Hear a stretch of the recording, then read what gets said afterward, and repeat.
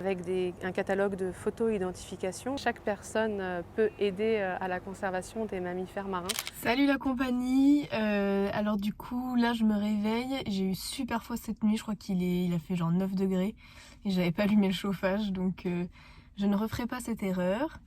Sinon là donc j'ai pris un petit déj et je m'apprête à prendre la route pour Biarritz.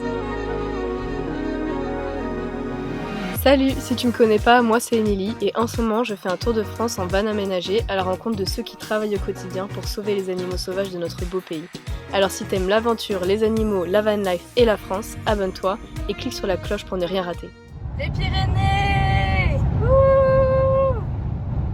Bienvenue dans la région du surf, Biarritz.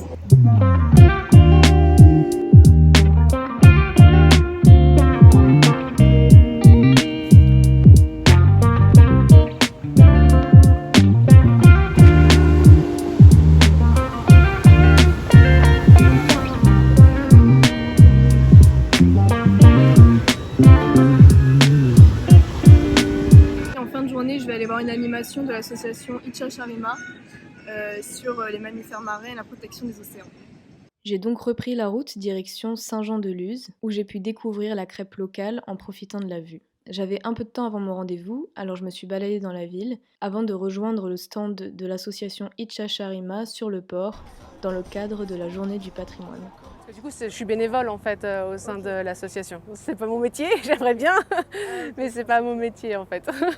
Je m'appelle Aurore Tflo, je suis présidente de l'association Itcha Sharima, l'âme de la mer en basque. Alors à Itcha Sharima, on a 3 objectifs. Le premier, c'est de réaliser un suivi des populations de mammifères marins sur le terrain avec un catalogue de photo-identification. On a essayé d'identifier un maximum d'individus sur des espèces d'intérêt que sont le grand dauphin, le dauphin commun et le globicéphale. On intervient aussi donc, pour la sensibilisation. Donc au cours d'événements pour justement sensibiliser le public à la préservation de ces espèces au niveau local. Et on intervient enfin sur les échouages en tant que correspondant local de l'Université de La Rochelle, de l'Observatoire Pélagis. Ces dernières années, on constate de plus en plus d'échouages. La principale cause de mortalité de ces animaux qui se retrouvent échoués, c'est la capture par mort accidentelle dans les filets de pêche, ce qu'on appelle la capture accidentelle. Et dans 85% des échouages, on remarque des indices de capture. Donc 85%, c'est un chiffre très alarmant. Et donc il faut aujourd'hui agir à diverses échelles pour limiter cette menace. Il faut travailler avec les pêcheurs aussi pour trouver des solutions. Alors effectivement, chaque personne peut aider à la conservation des mammifères marins. À l'association, on a créé un petit guide qui centralise cette information-là et qui en fait donne les clés pour pouvoir consommer durable et responsable nos produits de la mer.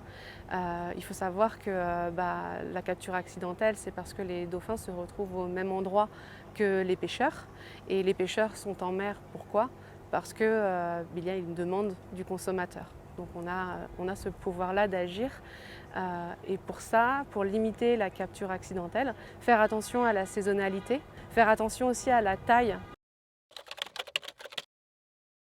J'ai fait une licence en biologie, donc ce qu'on appelle la biologie moléculaire, cellulaire et physiologique, et une deuxième licence en biologie des organismes.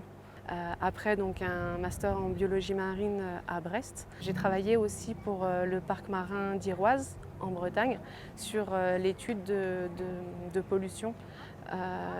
D'essayer de voir l'impact ce qu'on appelle les polluants rémanents, quel était leur taux de présence dans les mammifères marins, vu que les mammifères marins sont en haut de la chaîne alimentaire.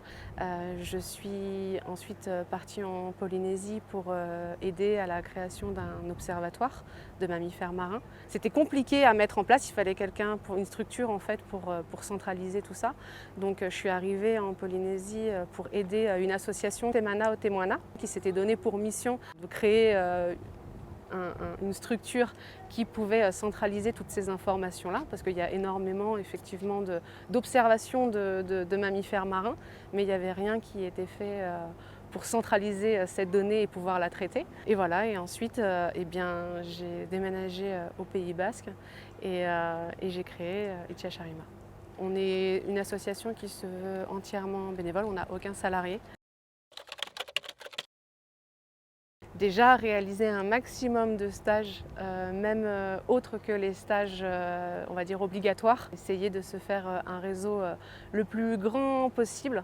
Ça joue énormément parce que dans ce milieu qui est la biologie marine, c'est vraiment un milieu qui est très fermé.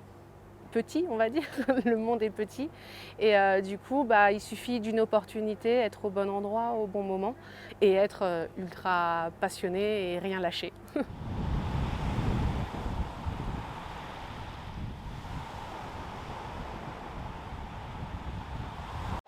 coup, je sors de mon interview avec Itxasarima et franchement, c'est une super asso, l'âme est hyper pure.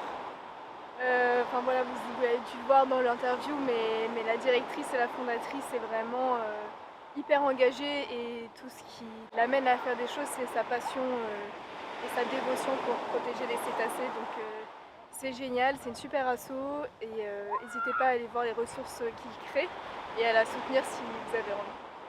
Donc là, le plan, c'est que je retourne à mon camion et que j'avance un peu pour me trouver un spot pour ce soir et que je me mette au travail. A few moments later. Petit topo, je trouve pas de spot et j'ai failli m'embourber en essayant d'aller à un spot qui était clairement pas sur un chemin praticable.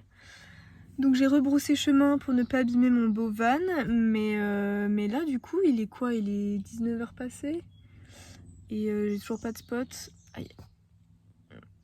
Donc je sais pas trop quoi faire. Il y en a pas trop aux alentours, donc soit je continue et j'essaie d'en trouver un moi-même, soit je vais devoir faire beaucoup de route. Je m'arrête une seconde sur mon chemin vers mon deuxième spot, parce que quand même, c'est beau. Donc en fait là je suis en train de longer d'ouest à l'est la bordure France des Pyrénées, ce que je n'ai jamais fait de ma vie. En tout cas la route est magnifique. Je suis contente d'avoir rebroussé chemin et d'avoir cherché un autre spot finalement. Enfin j'avais pas trop le choix mais c'est sublime. Je passe au-dessus de la Nivelle. Je monte. Oh là là là là.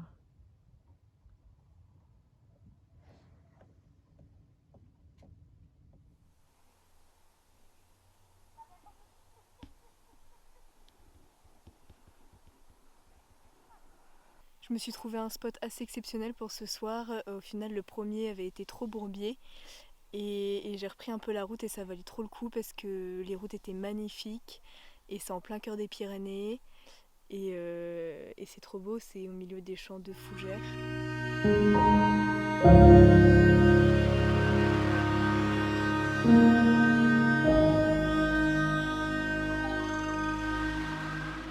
Ce soir, je me fais une petite soirée film parce qu'aujourd'hui, je me suis sentie un peu seule, donc je veux me réconforter.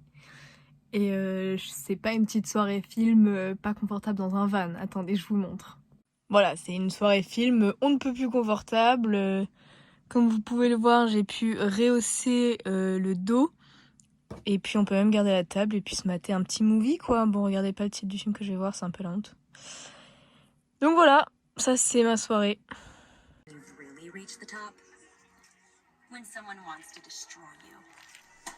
Dans le prochain épisode, je t'amène cette fois-ci réellement au cœur des Pyrénées, dans la vallée d'Aspe, avec l'association Ferrus, qui va me parler des ours bruns.